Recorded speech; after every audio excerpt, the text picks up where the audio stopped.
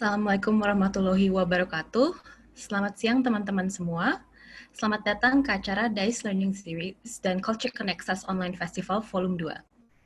Nama saya Camelia Harahap, selaku Head of Arts and Creative Industries di British Council Indonesia yang akan menjadi pemandu acara hari ini. Program Developing Inclusive and Creative Economies, atau kerap disebut DICE, adalah program British Council yang berkomitmen untuk mengatasi meningkatnya angka pengangguran untuk anak muda dan pembangunan ekonomi yang kurang inklusif di negara berkembang, yang dapat mengakibatkan ketidakstabilan, ketidakpuasan politik, dan penurunan pertumbuhan ekonomi. Ini adalah program global yang juga dijalankan di Brazil, Afrika Selatan, Pakistan, Mesir, Indonesia, dan juga Inggris.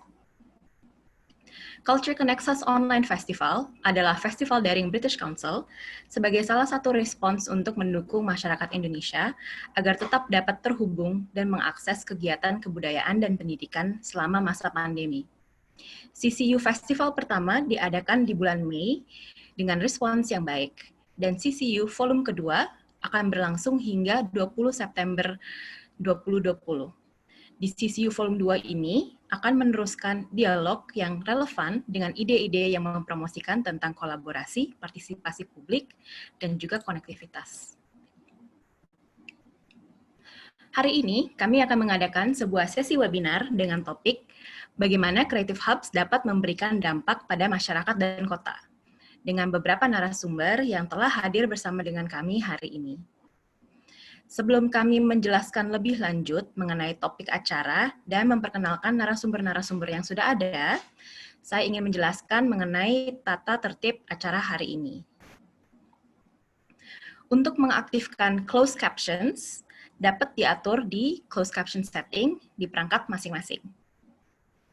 Selama sesi berjalan, silahkan tuliskan pertanyaan di kolom Q&A dengan menuliskan nama, organisasi, dan juga kota. Moderator akan merangkum dan menyampaikan pertanyaan kepada para pembicara. Setelah sesi berakhir, Anda akan diarahkan untuk mengisi kuesioner untuk bisa memberikan masukan bagi penyelenggara. British Council merekam keseluruhan sesi webinar. Dengan mengikuti sesi ini, peserta menyetujui apabila gambar serta komentar akan direkam dan disiarkan kembali. Karena acara ini berlangsung melalui daring, mohon pengertiannya jika ada kekurangan yang disebabkan oleh gangguan teknis atau koneksi.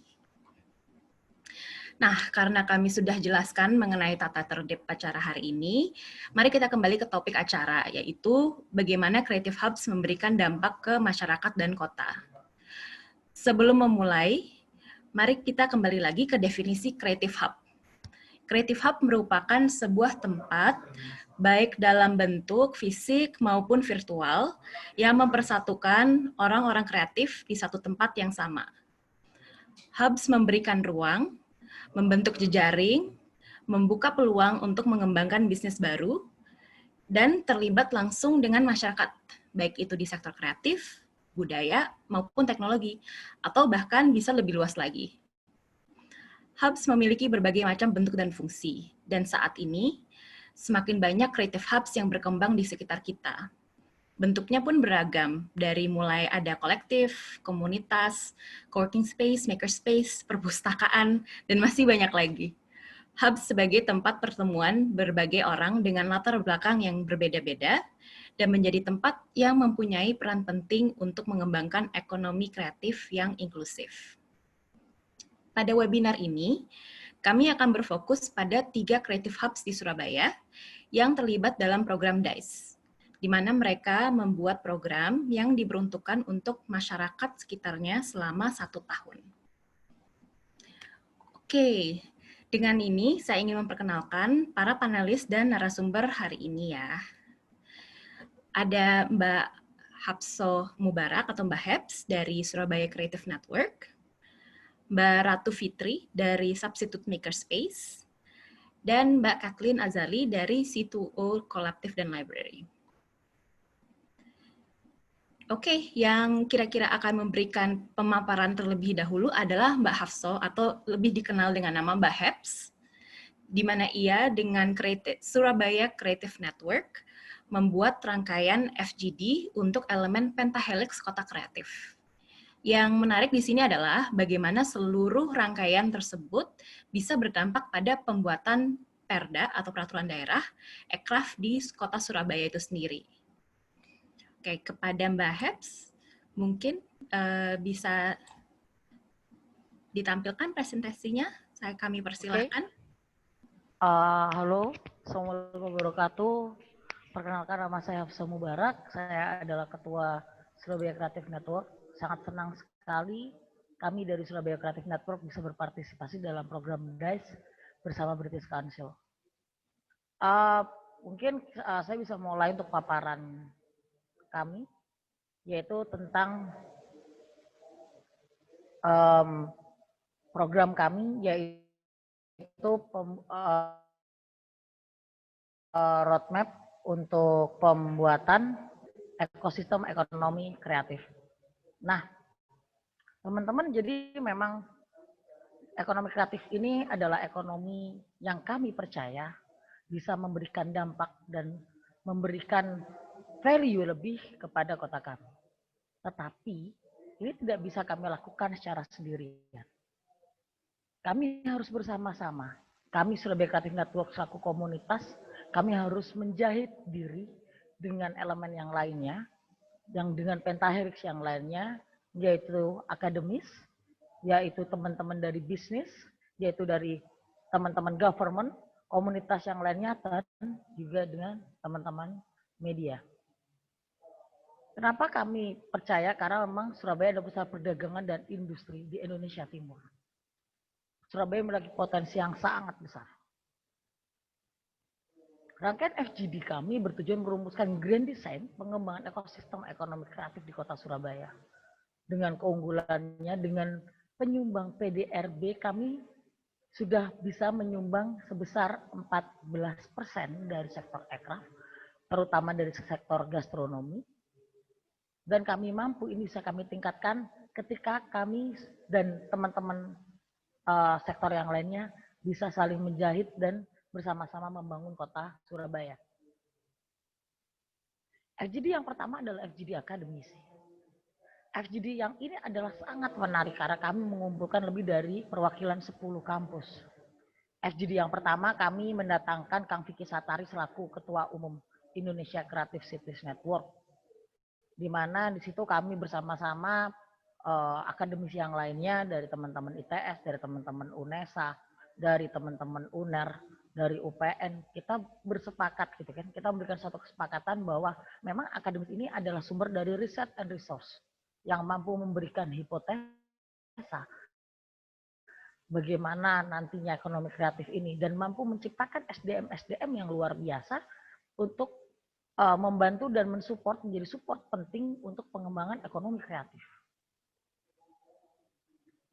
Di sini kami memberikan suatu kesimpulan bahwa sebagai pusat kontrol, yang mengkontrol kami, yang membantu kami, yang memastikan roadmap ini berjalan dengan lancar dan sesuai adalah teman-teman dari akademisi. FGD yang kedua adalah FGD untuk bisnis dan pengembangan. Kami membahas 3 tema, yaitu permodalan, UKM, dan sertifikasi. Sertifikasi kami masuk di sini karena ini kita berbicara tentang bagaimana perlindungan terhadap pekerja, perlindungan terhadap bagaimana sektor industri atau badan usaha. Permodalan, kami juga melakukan FGD bersama para pemodal, baik itu dari sektor bank maupun swasta, baik capital ventura dan juga dengan angel investor. Kami berbicara dan apa sih yang dibutuhkan bagi para pemodal untuk bisa memberikan modal kepada bisnis untuk meningkatkan perekonomian.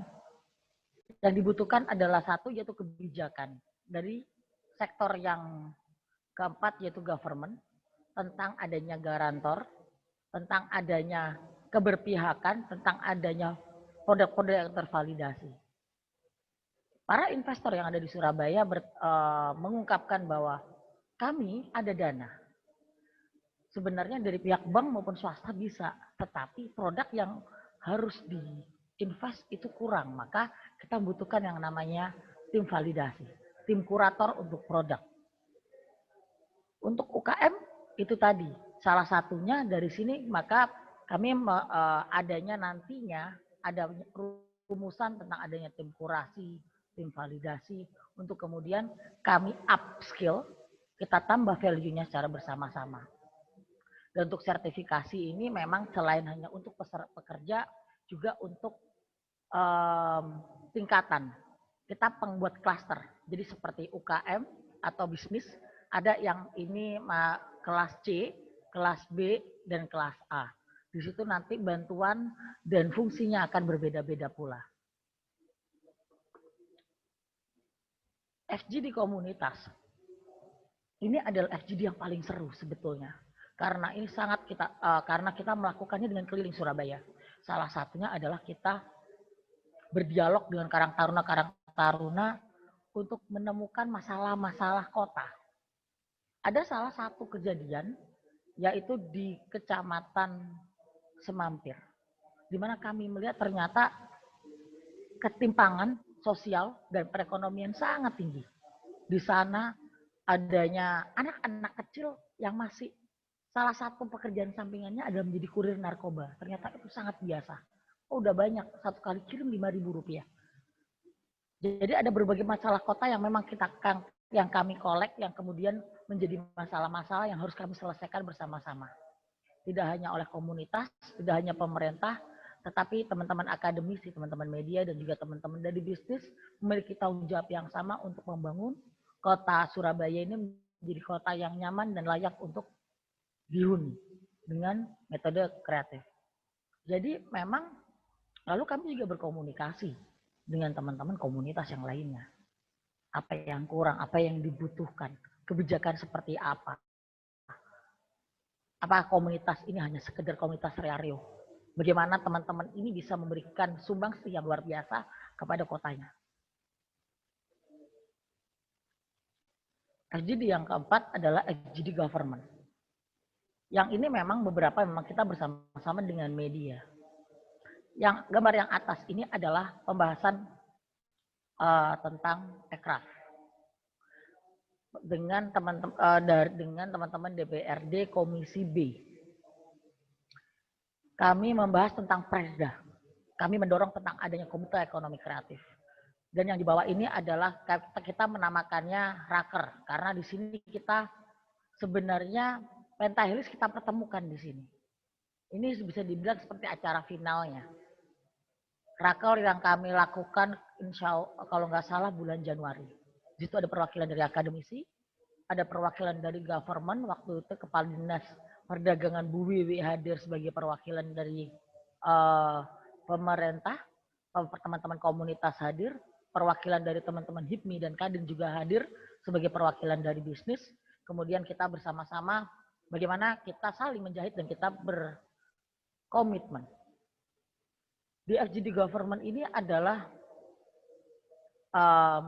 yang kami harapkan peran dari pemerintah adalah kebijakan. Kebijakan yang berpihak kepada kami, kebijakan yang berpihak kepada rakyat, dan kebijakan yang berpihak kepada pelaku dan penikmat kreativitas. Ini kita menyebutnya sebagai lab kampung. Lab kampung ini sangat luar biasa sekali karena kolaborasi dari Pentahelix ini coba kami terapkan dengan kita mengembangkan Kampung Lawang Sketeng, sebuah kampung yang biasa saja tetapi memiliki kearifan lokal. Kita berkolaborasi di sana dengan teman akademisi, dengan pemerintah, dengan teman-teman bisnis, kemudian kami mengembangkan menjadi tempat pariwisata, menjadi salah satu kampung pariwisata yang kemudian nantinya akan kami duplikasi di area-area yang lainnya. Menjadikan salah satu pengembangan ini, pengembangan ini bisa kami duplikasi dan bisa dikembangkan untuk menyelesaikan masalah-masalah kota yang lainnya di kampung-kampung yang lain. Hasil-hasil FGD itu juga kami menemukan banyak permasalahan dan apa yang harus diselesaikan. Kami merumuskan dan menata itu apa sih PR-nya kota Surabaya ini. Kami sudah menyusun ya. Jadi ini yang dibutuhkan oleh kota Surabaya sebetulnya teman-teman. Nanti saya coba satu-satu. Nah, teman-teman, setelah kita anggaplah begini, setelah kita menentukan, oke, kita kita kepengen kita pasar Surabaya ini kita kepengen produk-produknya untuk produk untuk nasional. Maka kami harus mempersiapkan ini. Ada kolaborasi dengan agen riset dan pengembangan, survei formal maupun informal. Sedangkan untuk sumber SDM, apa yang harus dilakukan? Ada sertifikasi, ada data, terus kemudian ada ruang-ruang kreatif, ada pendidikan formal dan informal. Ini untuk produk ini lebih detail lagi. Permodalan, ada akses dan ada garantor, itu tadi, perizinan badan usaha untuk dipermudah atau diberikan fasilitas. Terus juga ini juga ada kualitas pasokan, ada quality control industri. Ini adalah permasalahan-permasalahan yang harus segera kita selesaikan yang menjadi PR. Juga pasar. Jadi memang 4 sektor itu menjadi penentu dan kemudian sudah permasalahan ini sudah kami jabarkan. Tentu ketika kami sudah menjabarkan masalah, tentu kami harus menciptakan yang namanya rumusan solusi. Maka hadirlah ini, Roadmap Pengembangan Ekonomi Kreatif Surabaya. Nah, kalau ini pasti kecil sekali ya, tidak kelihatan. Maka roadmap ini kami bagi menjadi 3 tahap, yaitu ada capacity building, ada national strength, dan juga ada global network. Bagaimana tidak hanya menyelesaikan masalah dalam kota, tetapi menjadikan Surabaya menjadi pusat industri kreatif di Indonesia Timur. Di tahun 2021 dan 2000 sampai 2023 kita fokus di capacity building. Jadi memang di tahun 2021 di area design development, national talent, di area talent kita harus menyelesaikan ini, di area kebijakan yang menjadi kebijakan yang kami harapkan keluar pertama kali adalah Komite Ekonomi Kreatif Surabaya dan standarisasi dari standarisasi upah untuk pekerja kreatif. Ini harus yang pertama. Kenapa? Kami tidak mungkin mengajak teman-teman kreatif untuk membangun kota jika dapur mereka belum aman. Jika apa yang menjadi jika perut mereka belum kenyang. Market juga kita harus mulai itu. Nah, untuk 2022 untuk kebijakan untuk yang harus kita selesaikan adalah untuk intellectual property. Dan untuk di R&D Surabaya Talent Productivity Index. Di talentnya kita harus mulai talent management, skill development, sertifikasi sudah mulai masuk di sini.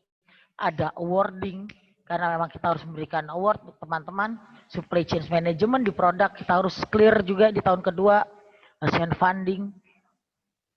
Di tahun ketiga kebijakan yang harus dikeluarkan adalah industry worker partnership. Jadi memang ini adalah fondasi untuk bagaimana Surabaya menjadi pusat industri kreatif Indonesia Timur bahkan di Indonesia.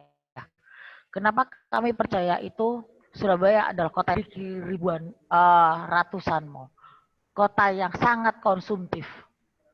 Maka kalau dibilang apakah kita akan menjadi kota kreatif seperti Bandung, Pekalongan atau yang terbaru Ambon, kami melihat potensi yang lain. Kami melihat Surabaya mampu menjadi pusat bisnis, pusat investasi, pusat teman-teman menjual, pusat market, bagaimana pusat ekspor. Itu adalah potensi terbesar dari kota Surabaya. Maka itu yang ingin kami bangun. Heads bisa di wrap up? Oke, tinggal 2. Oke. Kemudian kekuatan nasional.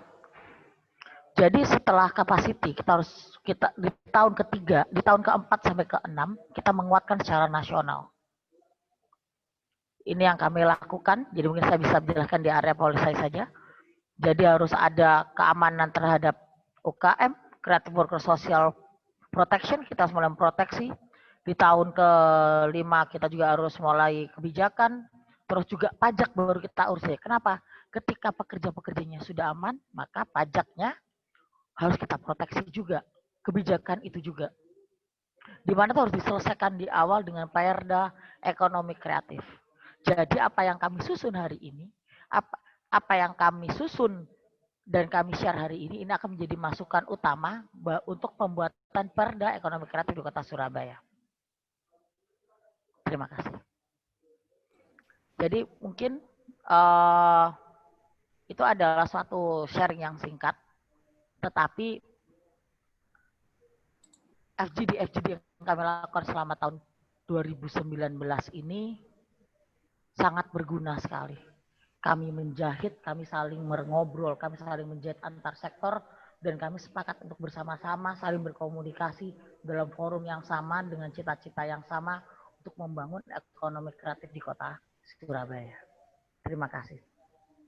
Terima kasih banyak Mbak Heps atas sharing perjalanan dan journey-nya mengenai program Surabaya Creative Network dan juga support-nya untuk mendukung ekonomi kreatif di Surabaya. Semoga kita bisa ngobrol lebih banyak lagi ya tentang roadmap ke depannya. Oke, sekarang mari kita sambut narasumber kedua, Mbak Ratu Fitri dari Substitute Makerspace. Sebagai makerspace pertama di Surabaya, Substitute mempunyai mimpi untuk membuat tempat yang inklusif, di mana orang-orang dengan berbagai latar belakang dan bidang bisa berkumpul bersama dengan spirit DIY yang kuat. Langkah yang diambil oleh Substitute adalah untuk membuat program makerspace yang ramah disabilitas. Kepada Mbak Ratu, silakan waktu dan tempatnya. Halo, Assalamualaikum warahmatullahi wabarakatuh. Selamat siang, saya Ratu dari Substitute Makerspace.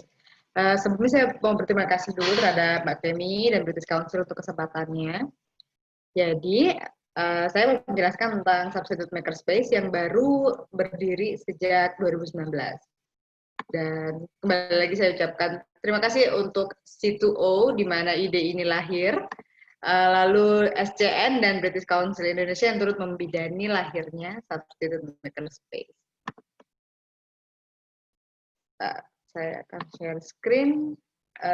Jadi pada awal berdirinya Substitute Makerspace, kami dibantu oleh British Council dengan program DICE-nya.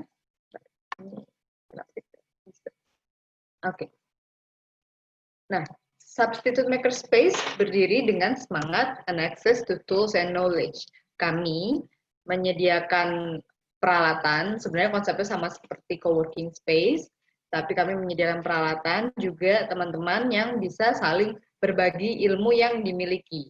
Jadi kami tidak selalu di sini mentor, ada senior-senior gitu, tapi kamu jadi peserta, nanti kamu juga bisa mengajar.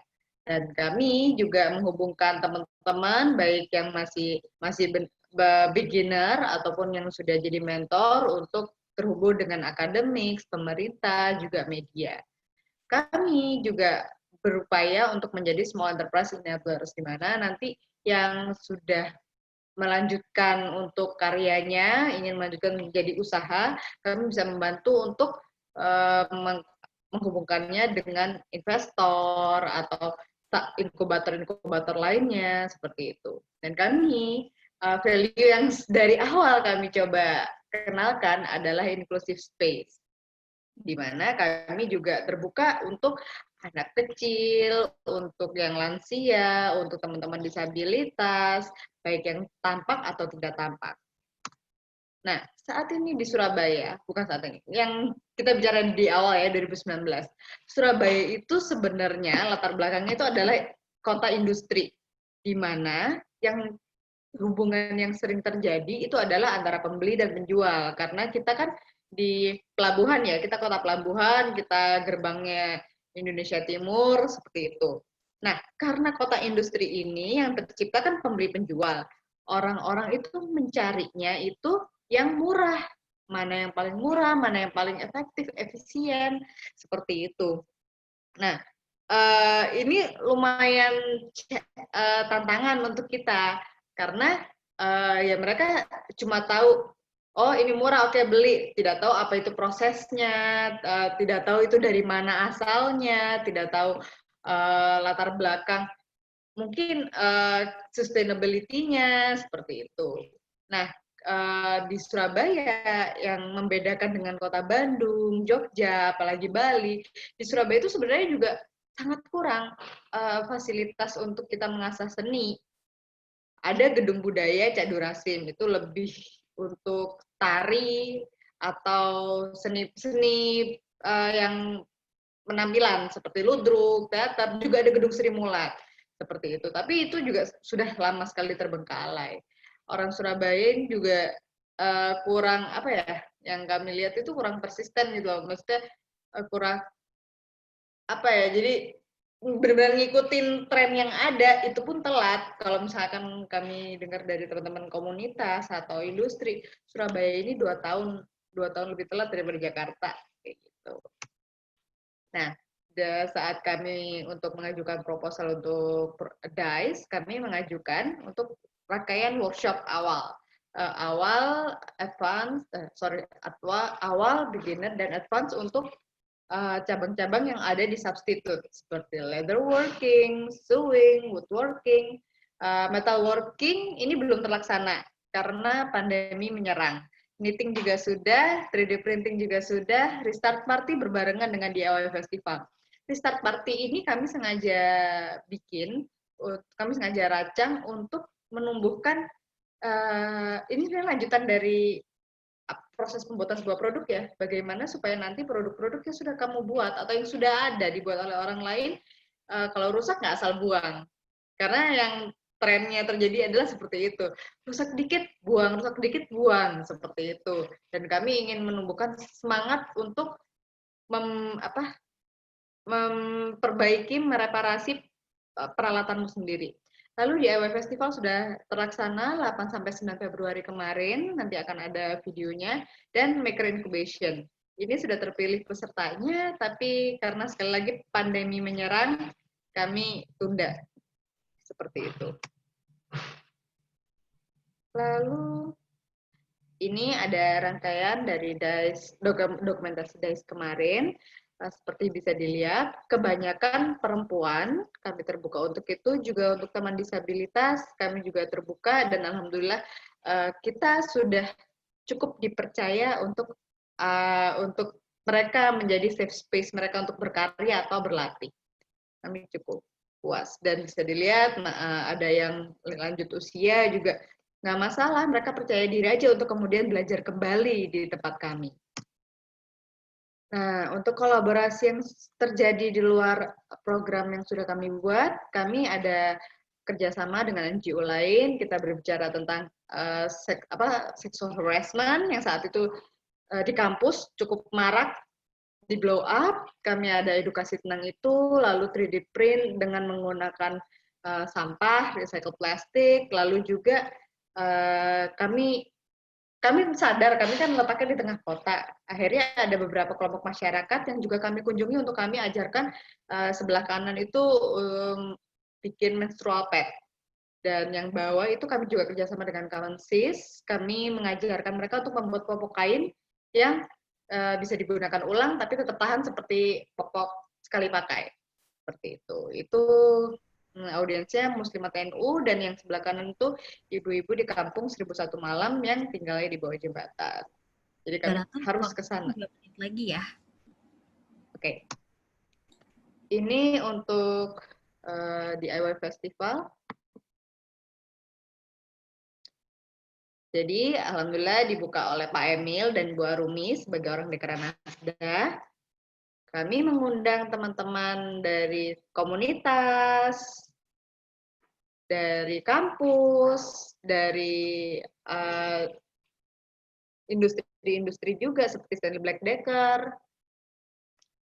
Kami juga bekerja sama dengan Sutos, dan mereka semangat sekali untuk dibuat ini sebagai event yang tahunan.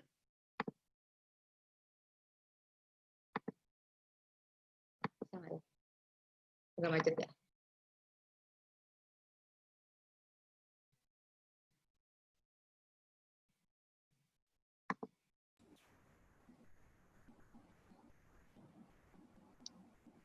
Wait program. Ya agak macet ya Mbak ya.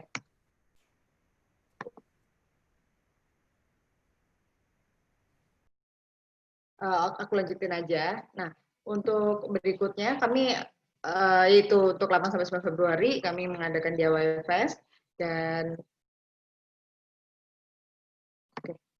Dan kami untuk berikutnya kami ingin membuat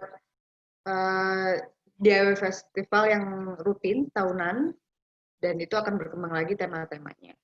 Lalu key learning points yang sudah kami laksanakan, dari yang sudah kami laksanakan, kami sadar kami masih berusaha untuk ingin lebih inklusif dengan mencari teman-teman yang karena dengan kami di sini itu sebenarnya masih ya, kalau kemarin bicara transportasi di sini kurang banget transportasi untuk yang mendukung teman-teman disabilitas. Kami ingin supaya mereka entah kita yang ke sana atau mereka yang ke sini dengan yang lebih nyaman gitu kan. Juga untuk program-program kami berharap kami bisa lebih impactful. Lalu dan kami bersyukur banyak teman-teman yang bisa berkolaborasi lebih banyak, baik dengan investor, dengan teman-teman lain, sama makers, untuk menciptakan sebuah usaha. Seperti itu. Bisa tolong slide terakhir yang key learning point, Mbak Pra?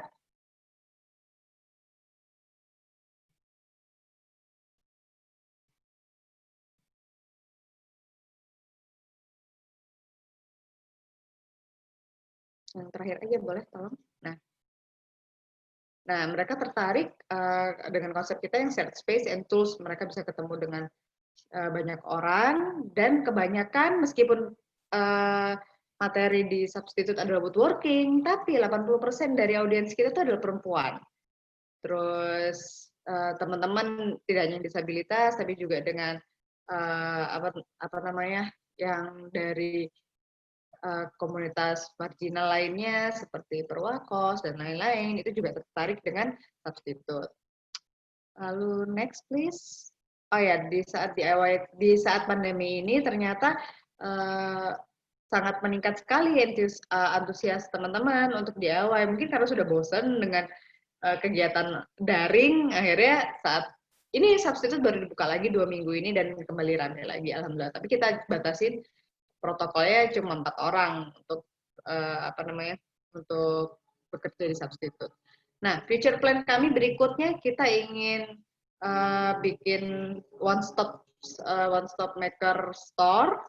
Lalu kita ingin kembali juga ke konsep awal substitute maker space, yaitu substitute tools library.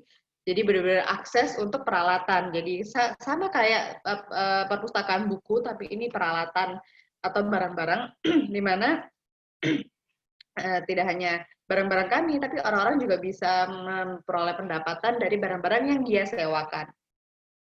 Lalu maker collaboration dan seterusnya. Maker collaboration itu nantinya akan jadi itemnya maker store. Berikutnya please. Nah, untuk yang tadi tantangan kami berikutnya kan sudah ada saya jelaskan supaya lebih inklusif, kolaborasi lebih banyak lagi, mungkin dengan akademis, kita bikin sebuah penemuan sosial, dan kita ingin lebih impactful, dan kita juga ingin bisa mengangkat local culture di Surabaya. Sekian dulu presentasi saya, mungkin bisa saya lanjutkan jika ada pertanyaan, kritik, atau saran. Terima kasih. Terima kasih banyak Mbak Ratu atas sharing pengalamannya. Bagi yang besok masih penasaran dengan Substitute Makerspace, besok kami juga akan ada sesi Instagram Live untuk tour dan jalan-jalan untuk melihat ruangnya. Jadi bisa ikutan juga, nanti akan dipandu langsung oleh Mbak Ratu dan juga kolega kami di British Council, Caca. Oke, last but not least, narasumber ketiga kami adalah Mbak Kathleen Azali, dari C2O Library dan Collective, di mana mereka membuat P3K, pertolongan pertama pada kreativitas, yang menargetkan anak muda bekerja di industri kreatif. Kepada Mbak Kat, waktu dan tempat aku persilahkan. Terima kasih Mbak Kemi. Ya, jadi saya seperti terima kasih banyak British Council atas kesempatannya, dan untuk menampilkan bekerja sama dan juga untuk mempresentasikan apa yang telah kami lakukan dengan DICE ini. Sebentar.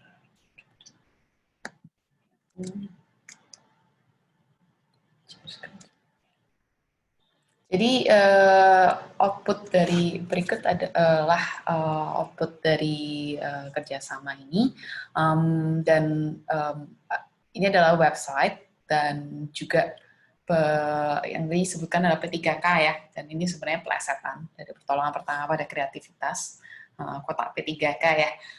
Idenya dasarnya adalah karena kita melihat, kami melihat di Indonesia itu ketika kita sekolah, kuliah, sangat sedikit kita diajari mengenai hak-hak pekerja ataupun perlindungannya itu apa aja. Mungkin tadi juga disebutkan ya sama Mbak Heps kayak gimana sih menentukan harga, apa sih pajak-pajak yang kita harus bayar. Itu kita itu kelimpungan setelah kita nyemplung ke dalamnya sebenarnya. Padahal apalagi kalau untuk hak-hak pekerja ya, misalnya mau jadi apa nih, mau jadi entrepreneur atau kerja purna waktu atau freelancer. Nah, itu bedanya apa? Kontraknya seperti apa? Perlindungan hukumnya bagaimana? Itu banyak kan tidak ada panduan yang mudah pun di sekolah dan kampus, karena kami proses yang membuat panduan ini pun kami melakukan melalui FGD juga dengan pihak kampus dan SMK dan juga ke umum. Jadi saya akan memberi sedikit pemaparan untuk websitenya ini, kemudian saya akan tunjukkan juga proses video singkat bagaimana satu FGD yang terjadi misalnya. Jadi di websitenya ini layoutnya kami bikin simple, sebenarnya boleh dibilang masih work in progress ya. Jadi ada pertanyaan mau jadi apa, kemudian kalau diklik ini kemudian bisa sebenarnya pembahasan sebenarnya apa sih bedanya buruh, pegawai, karyawan, pekerja, kemudian entrepreneur, freelancer, mitra, karena ini misalnya juga sering ya kita dianggapnya mitra, terutama yang terjadi di banyak pekerja freelancer di industri kreatif. Tapi sebenarnya dia bilang mitra, padahal kita adalah pekerja yang dihitung dari outputnya. Jadi apa ya? Dan ini bekerja sama juga dengan sindikasi sih untuk project ini, dan satu partner di Liverpool namanya Domestic Science. Satu lagi mungkin yang menarik dari proses kerjasama ini, kami sebenarnya awalnya kan pengennya kerjasama dengan pihak Inggris, tapi kebetulan juga partner kami di Inggris, Domestic Science ini juga setuju. Kayaknya kita perlu nih menjajaki proses kerjasamanya melalui remote saja. Karena apa ya tahun lalu sih kami mempertanyakan sih seberapa efektif sih sebenarnya bertemu, atau terlepas efektif pun apakah harus selalu kerjasama itu dalam proses bertemu fisik. Kemudian yuk kita jajakin metode-metode bekerja jarak jauh ya, karena sepertinya ini di masa depan akan menjadi semakin penting bekerja remote, apalagi untuk pekerja kreatif ya, entah di desain, di coding, ataupun proses pekerjaan remote itu makin banyak terjadi.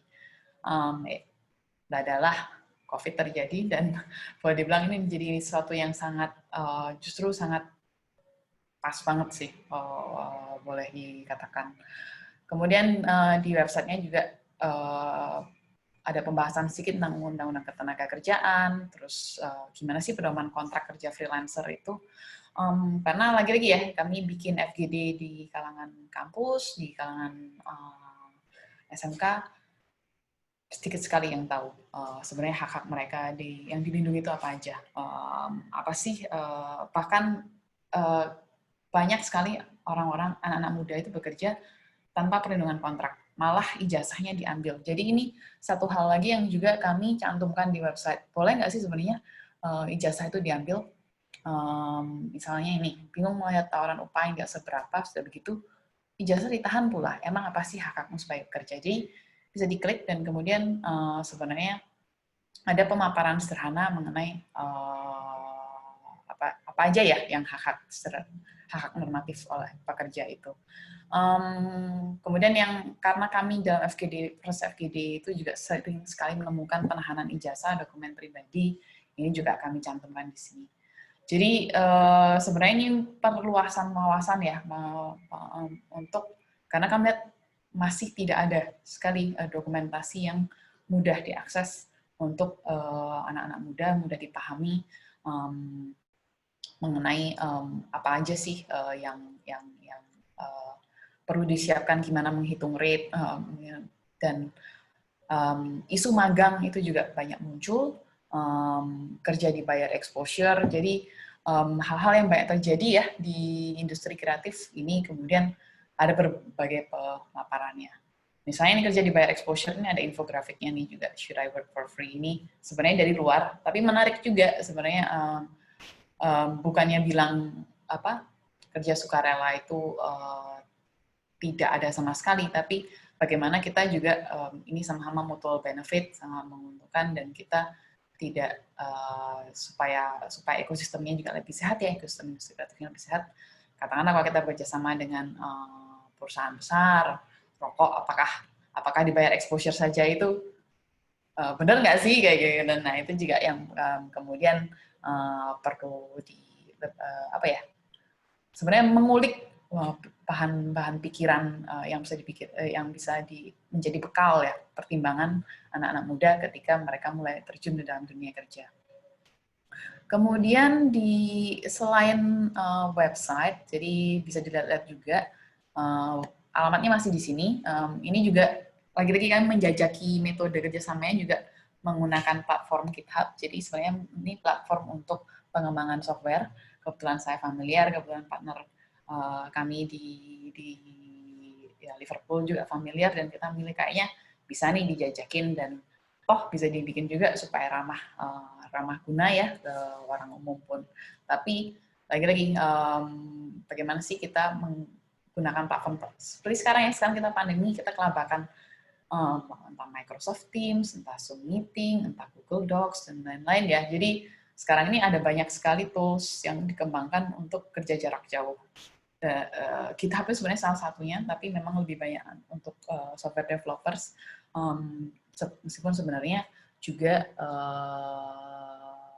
banyak bisa dilakukan untuk event planning atau project management misalnya. Kemudian ini selain buku dan website, ada juga sebenarnya kartu permainan. Jadi ini idenya adalah conversation starter, karena kalau tadi bacanya mungkin banyak banget ya, mungkin agak berat. Nah ini ada kartu, kok seneng main nih. Nah ini ntar bisa ngajak main teman-teman kerja atau teman-teman kantor ataupun teman-teman freelancer, silakan, maksudnya siapapun ya, buat memicu pembicaraan. Sekarang misalnya nih jam kerja, kamu sehari kerja jam berapa lama sih? Punya kontrak nggak? Pengeluaranmu kira-kira sebulan berapa? Jadi ini conversation starter untuk memicu lagi ya hal-hal yang seringkali kita anggap diwajarkan atau sebagai sesuatu yang normal, tapi sebenarnya penting sekali berkaitan dengan ekosistem industri kreatif. Ada juga nih penahanan ijazah, keselamatan kerja, dan lain-lain, cuti haid, seperti itu. Selain ini juga ada tersedia dalam bentuk bukunya. Sebentar, ini kok agak nyantol nih. Nah, ini juga tersedia dalam bentuk buku. Jadi, kok tadi di websitenya kita kembali ke hal yang utama, itu ada unduh kartu permainan, unduh PDF buku. Jadi semuanya itu Creative Commons, soft copy-nya bisa di-download gratis, versi hard copy-nya akan muncul belakangan. Sejujurnya saat ini kami agak kesulitan mencari percetakan karena masalah COVID ini. Nah ini bukunya, kemudian jadi bentuknya dalam bentuk buku saku, bisa di print pas. Kalau misalnya tahu buku saku pramuka kayak atau apa, nah itu seperti itu. Di dalamnya juga misalnya ada nih tips memilih aplikasi grup chat atau video call. Waktunya 1 menit lagi ya. Ya, mungkin saya akhiri aja dengan ini. Saya akan putarkan video. Kelihatan nggak di layarnya ya? Terus bercanda tawa dalam video yang bersama teman-teman dibuat saat proses-proses FGD yang membuatnya ini juga salah satu anggota J2O. Tapi ini hanya satu FGD sih sejujurnya. Ada banyak yang ini dilakukan di J2O. Ada juga di kampus ITS, ada di Petra, kemudian ada juga di sama ada kolektif teman-teman seniman juga.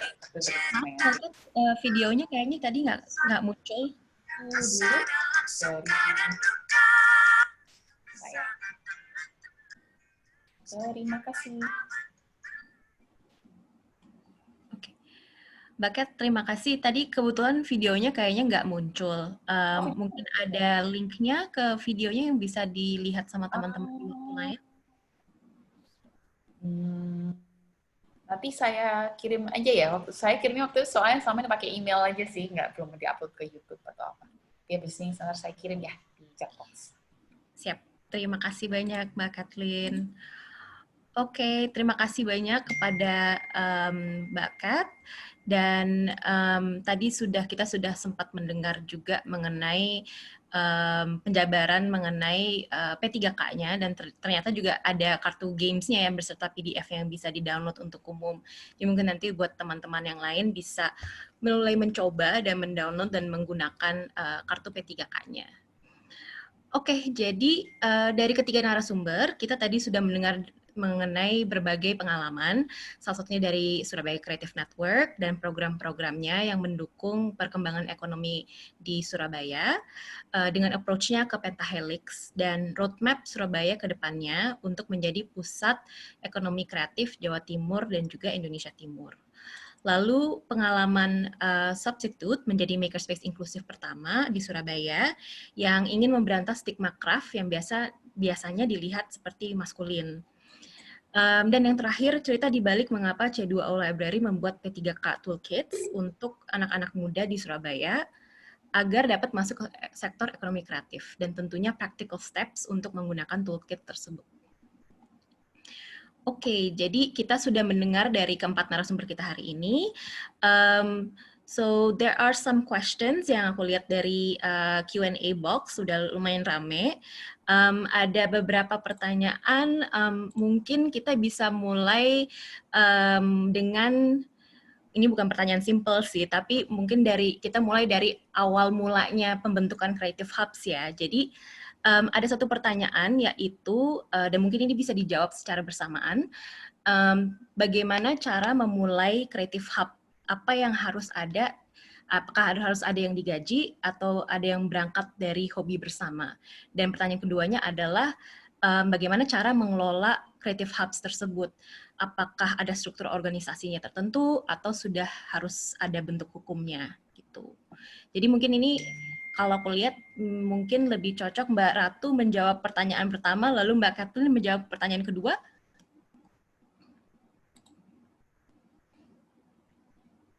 Jadi tag team. Oke, berarti aku dulu ya. Oke, berarti aku dulu ya. Cara mulai kreatif hub bagaimana? Untuk substitute kami dulu bukan dari hobi bersama sih, tapi keinginan bersama.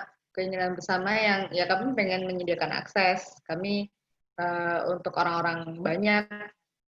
Atau kalau soal hobi belum tentu. Saya dan kan kami bertiga, saya, Rian dan Diki.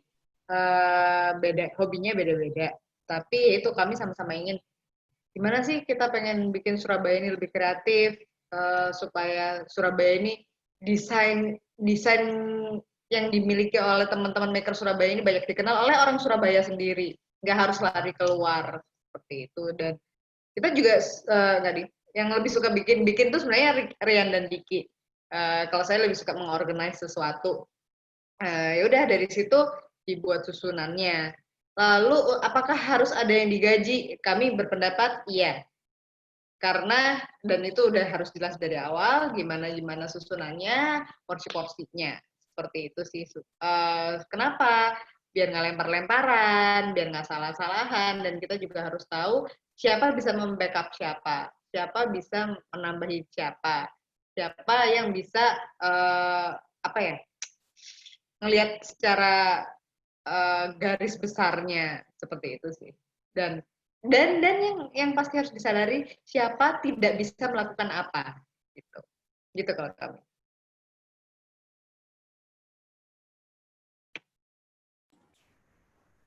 Oke, sangat useful, Mbak. Mungkin Mbak Kathleen bisa menjawab yang pertanyaan keduanya. Bagaimana pengelolaannya dan misalnya apakah ada struktur organisasinya yang harus di set up? Pertama, yang perlu pertanyakan dulu sih juga tujuannya Creative Hub-nya apa dulu sih. Dan kemudian dibangunnya dengan katakanlah modal sekuat apa, target sekuat apa dulu juga. Jadi dan kemudian strukturnya tadi yang disebutkan Mbak Ratu juga, siapa yang oversight siapa yang eksekusi, siapa yang menjadi dewan atau apa, itu baiknya sih kalau memang mau apa ya, katakanlah targetnya tanda kutip ambisius atau dan sejujurnya kok dari pengalaman saya melihat berbagai creative hub di Indonesia sih, atau apa yang disebut ruang alternatif di awal-awal tuh memang biasanya dari perkumpulan teman-teman. Cuman biasanya itu kalau untuk beberapa tahun pertama mungkin nggak apa-apa ya, tapi kalau sudah makin membesar, kemudian tidak ada struktur ataupun tidak ada perencanaan tahunan ataupun pengurus yang memang dedicated untuk itu, dan jelas perlu juga ada pembayaran upah dan yang lain. Tadi kita juga ngomongin ya, kerja yang layak kan nggak walk the talk lah kalau kita advokasi itu, tapi pada praktiknya kita sendiri yang melakukan. Jadi ya kembalikan dulu tujuannya bikin Creative Hub apa, karena Creative Hub sendiri itu luas sekali ya. Ada yang tadi kalau Mbak Ratu kan makerspace, mungkin kalau yang C2O lebih perpustakaan, co-working space, Mbak Ratu perpustakaan tools, Pak Hafsoh lebih untuk menjahit berbagai multi stakeholder. Jadi tujuannya kan beda-beda. Jadi, nah itu yang kemudian juga perlu dipikirkan bagaimana itu berkaitan dengan struktur organisasi.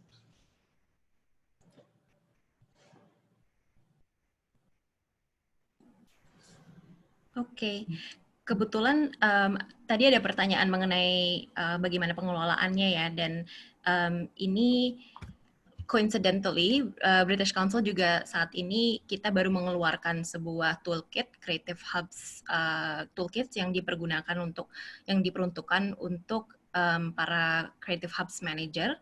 Jadi nanti kita juga bisa share linknya di chat box. Siapa tahu bisa membantu juga buat teman-teman yang ingin belajar lebih lanjut mengenai cara pengelolaannya. Oke, terima kasih banyak Mbak Ratu, Mbak Kathleen. Nah, ini ada satu pertanyaan yang kayaknya cocoknya buat Mbak Heps nih, karena pertanyaannya tentang pemerintah-pemerintah gitu. Jadi, ini ada pertanyaan, sejauh mana peran aktif pemerintah dalam mendorong para pelaku ekraf untuk meningkatkan industri kreatif di Surabaya? Dan bagaimana respons para pelaku ekraf terhadap dukungan pemerintah? Apakah antusias atau biasa aja? Karena seperti kita pada tahu, para pelaku ekraf biasanya susah diatur dan sangat independen.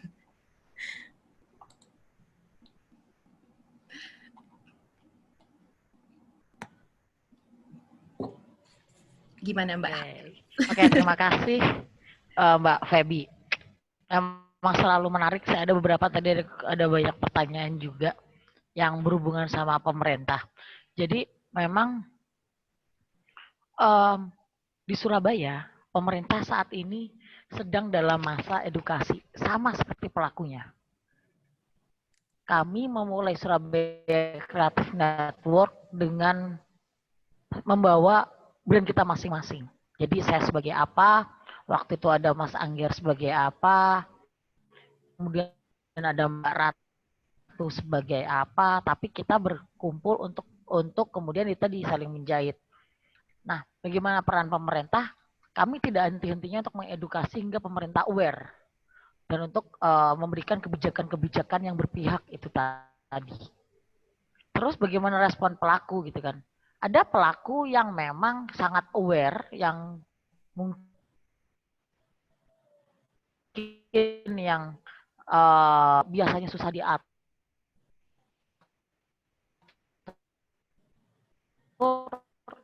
ada teman-teman yang nggak mau tahu atau nggak susah diatur kan karena susah diatur kan. Yaitu tadi, mungkin mereka sama seperti pemerintah sebelumnya, yang mereka belum mengerti, oh ternyata kita tuh harus saling jahit ya. Oh ternyata kita tuh nggak bisa nih berkarya sendirian. Oh ternyata karya itu nggak cuma value dari karya nggak hanya dinilai secara rupiah. Oh value dari karya ini, apa yang kita lakukan, produk kita ini juga harus bermanfaat untuk masyarakat nih. Terus bagaimana caranya? Ya dengan berkomunitas. Bagaimana caranya? Ya dengan bergabung dengan teman-teman Creative Hub sesuai dengan apa yang ingin diminati, seperti itu. Jadi memang bukannya tidak mau diatur, ya itu tadi. Tentu kami sebagai Creative Hub, sebagai kita tuh kalau kita menyebut Surabaya Creative Network sebagai community hub ya, jadi kita hubnya dari teman-teman komunitas, itu kami ya tidak ada lelahnya. Kalau boleh ditarik, dari tahun 2016 hingga tahun 2018, kami selaku dari teman-teman SCN kerjaannya ngetokin pintu satu-satu, ngobrol sama satu-satu. Saya ngobrol berdua sama Ratu tentang ngobrol, terus saya juga datang komunitas ini, ngopi sama komunitas ini untuk memberikan yuk jahit bareng yuk jahit bareng yuk, seperti itu. Jadi memang bukannya independen atau susah diatur, kami melihat, kami menganggapnya sebagai belum paham aja. Kalau paham pasti mau ngebangun Surabaya bareng-bareng. Gak usah ngeliat pemerintahnya lah, kalau nggak seneng melihat kotanya aja lah gitu kan. Tempat kita lahir, tempat kita cari nafkah, dan mungkin juga nanti kita akan meninggal di sini. Ya kita bangunlah tempat tinggal kita nih, nah seperti itu. Jadi sebenarnya pemerintah saat ini, setelah kami anggaplah gedor-gedor selama hampir 4 tahun, sudah 4 tahun, finally dibuka. Finally kami sudah diundang untuk membahas grand design pemulihan perekonomian Kota Surabaya. Finally kita sudah diundang usaha mikro. Finally juga usulan kita atas Perda Ekonomi Kreatif akan dimasukkan dalam Raperda tahun depan. Jadi itu kita melihat, oke, ini sudah ada titik terang. Dan lagi-lagi terima kasih untuk British Council dan DICE, tanpa rangkaian FGD dan roadmap yang tadi saya share, pemerintah tidak akan se-aware itu. Makasih. Makasih banyak Mbak Hebs. Aku ada satu pertanyaan tambahan mengenai kerjasama dengan pemerintah ya. Ada tambahan pertanyaan, yaitu hal apa yang kira-kira perlu dicantumkan di Perda Ekonomi Kreatif untuk merangkul komunitas di dalam ekraf dan berbagai macam subsektor. Lagi nih. Oke. Oke. Ini kalau kita mau bahas yang poin apa sih gitu kan? Sebenarnya poinnya kalau ngomongin perda itu banyak banget, tetapi memang bahkan tidak hanya di komunitas, dari berbagai macam sektor. Bahkan di pemerintah itu menjadi lintas dinas. Bahkan sebenarnya di pemerintah pusat sebenarnya yang mengerjakan ekonomi kreatif adalah lintas kementerian. Nah, di situ dalam perda itu memang harus dicantumkan bahwa pengampu dari ekosistem ekonomi kreatif ini adalah pentahelix. Bagaimana nanti di perda itu kami harapkan salah satunya ada pembagian tugas. Akademisi tugasnya apa nih? Komunitas tugasnya apa nih? Bisnis tugasnya apa nih? Pemerintah tugasnya apa nih?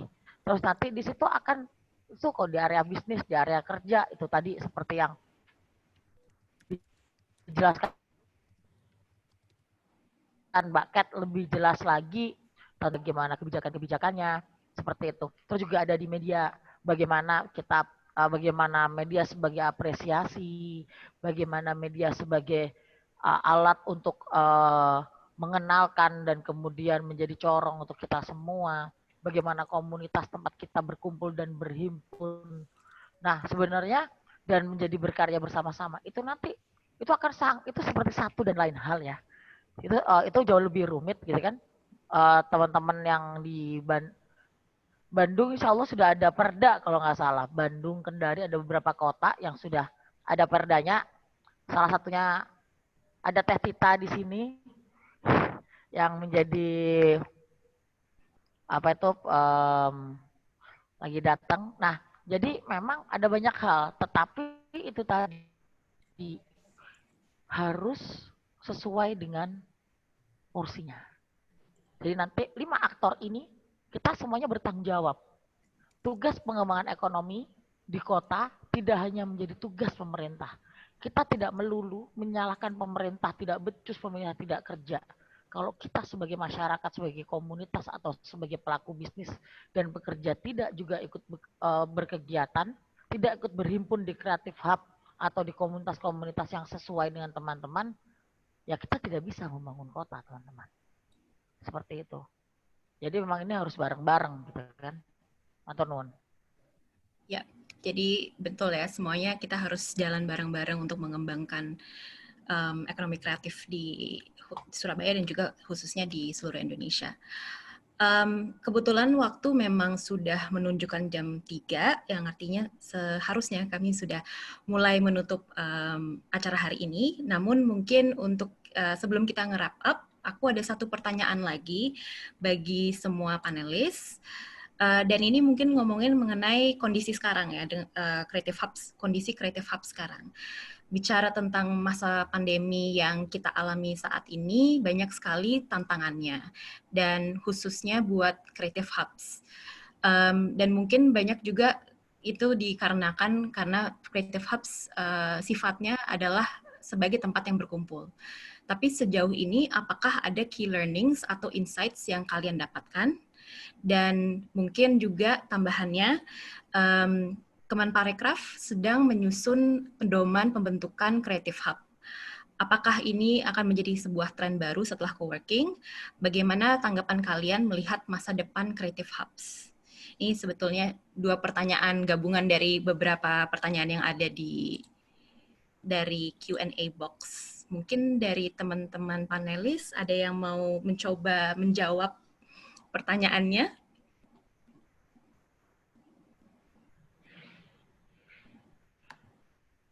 Sorry, what was the question? Aku lagi typing yang di chat box soalnya pakai, sorry.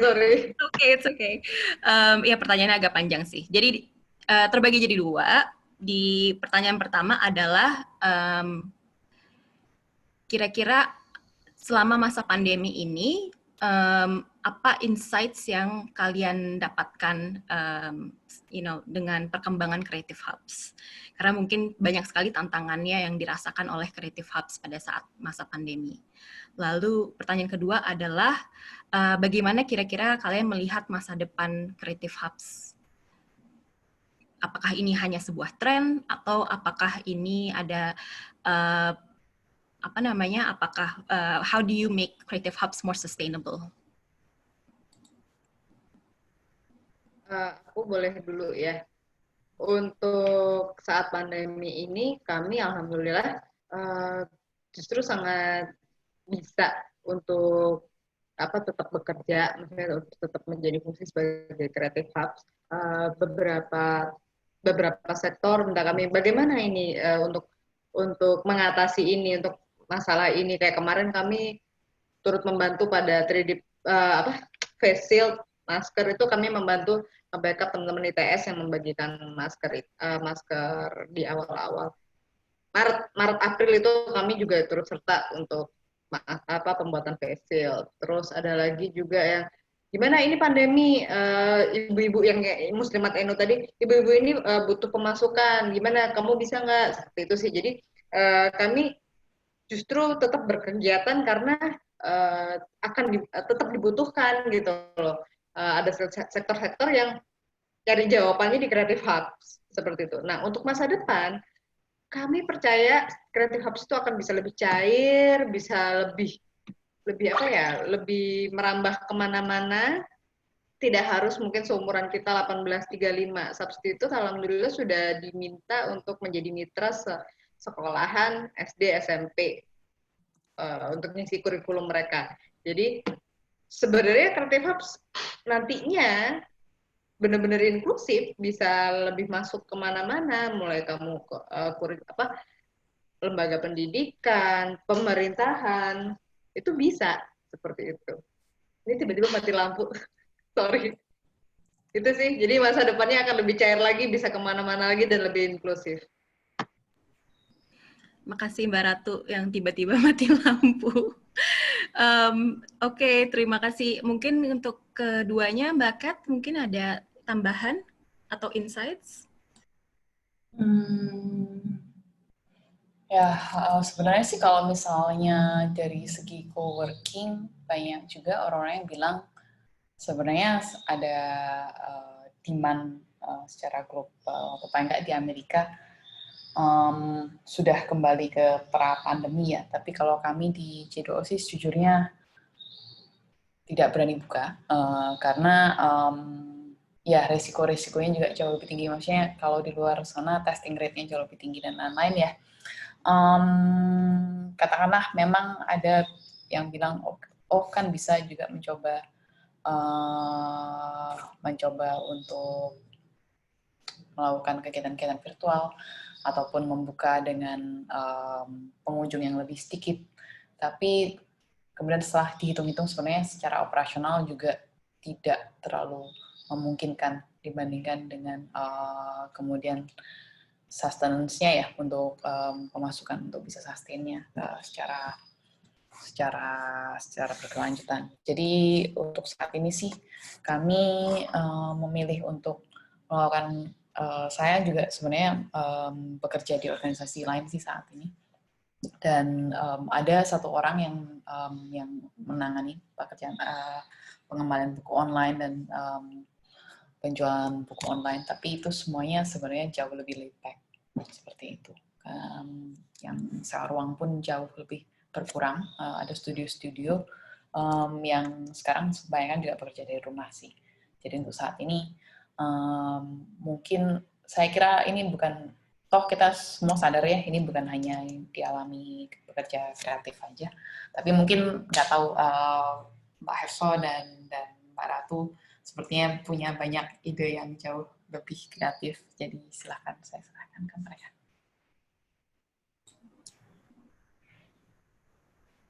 Ya, Mbak Heps mungkin ada insight tambahannya?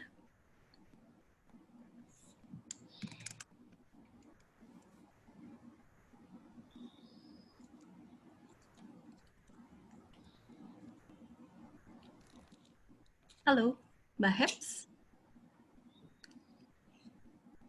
Ada kendala koneksi kah? Sepertinya ada kendala koneksi ya dengan Mbak Heps. Oke. Mbak Ratu masih ada juga? Aku masih sih aman. Oke, siap. Oke, terima kasih banyak Mbak Ratu, Mbak Kathleen, tadi juga ada Mbak Heps. Memang kondisinya saat ini masih banyak tantangannya ya bagi Creative Hubs.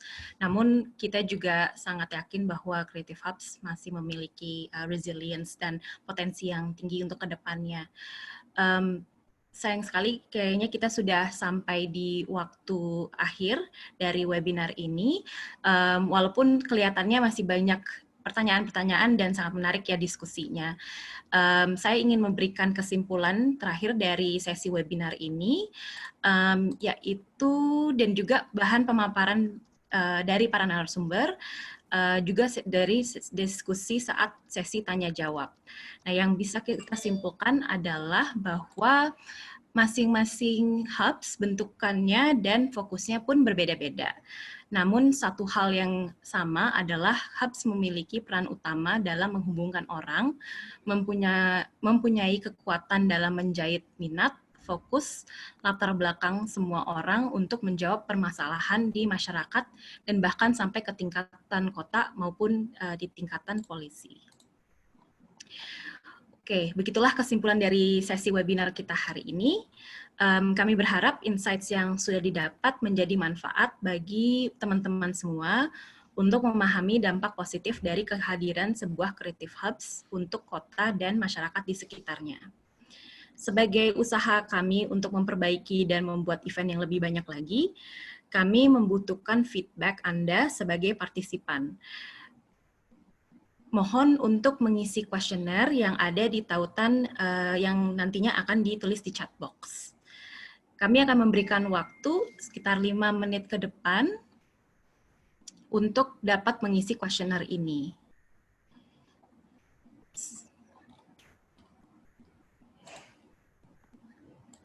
Ya. Untuk bahan presentasi dari para narasumber dapat kami bagikan setelah mengisi kuesioner. Sembari teman-teman mengisi kuesioner dan sebelum kami menutup acara secara formal, saya ingin ingatkan lagi tentang acara program DICE lain yang akan datang, termasuk rangkaian acara di Culture Connect Us Festival. Di hari Sabtu, tanggal 29 Agustus, akan ada sesi Instagram Live bersama dengan Substitute Makerspace, di mana kami mengajak para penonton untuk berkunjung secara virtual ke Substitute Makerspace di Surabaya, dan tour yang akan dipandu oleh Mbak Ratu Fitri dan Viandira dari British Council. Selain kedua acara Culture Connect Us, di tanggal 1 September nanti, kami akan mengadakan program DICE Global Webinar yang akan dihadiri oleh DICE collaborators kami di UK, Afrika Selatan, Brazil, dan Indonesia.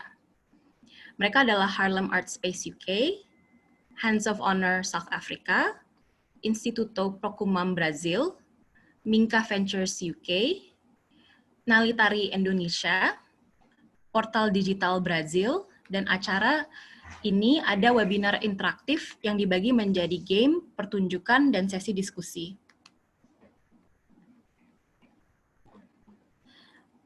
Acara Culture Connect Us Online Festival akan berjalan hingga tanggal 20 September, dan rangkaian programnya juga meliputi sesi-sesi dalam tema masyarakat inklusif dan kreatif, pendidikan, sains, dan keterlibatan pemuda, keterampilan bahasa Inggris, seni, dan budaya. Untuk informasi lebih lanjut mengenai program-program kami, silakan untuk follow kami di media sosial, di Instagram dan Twitter, di @idbritish dan @idbritisharts.